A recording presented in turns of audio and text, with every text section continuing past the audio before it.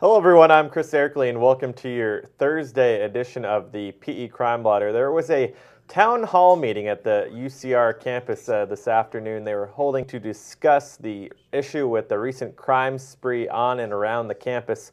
I'm joined now by Press Enterprise's Dave Olson. Dave, the main focus there was that they've now developed a task force to kind of minimize the crime threat of burglary and then recently an assault that they had on the campus.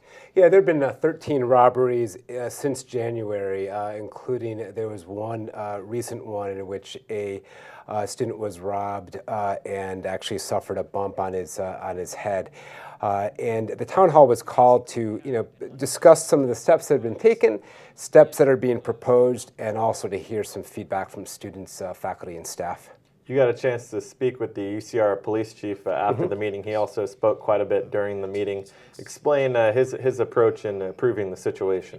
Well, some of the steps he's taken so far, the police chief, the police department, and the university have taken are increased patrols, including some private security firm that have been hired for bike patrols on some parts of campus. Also, better lighting with more steps along those lines scheduled for the future.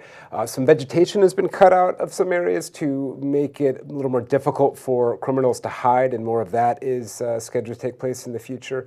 And they're planning to issue the task force is planning to issue a final report sometime in the next several weeks. But they emphasize they're not waiting to the end of that report. They've already started implementing some steps. Now, another issue that was discussed at the meeting today with several of the suspects in the crimes being African-American males, some of the African-American male students on campus have felt that they've been unfairly targeted by the police department. Exactly. Several students spoke and said that they have been stopped in some cases, several times by police, especially in the last week, they said. Last week was spring break, and they said they were stopped in some cases a few times and questioned, asked for, hey, are you students here? And they see this as a form of racial profiling in the sense that they are being singled out because they are black males. All right, and what now moving forward? Is there expected to be more communication, I'm guessing, between the student group? There is. Police Chief Mike Lane had offered, after hearing these stories, had offered to meet with African student programs to discuss this. He emphasized that he does want to have a dialogue on this, and also there was a captain from the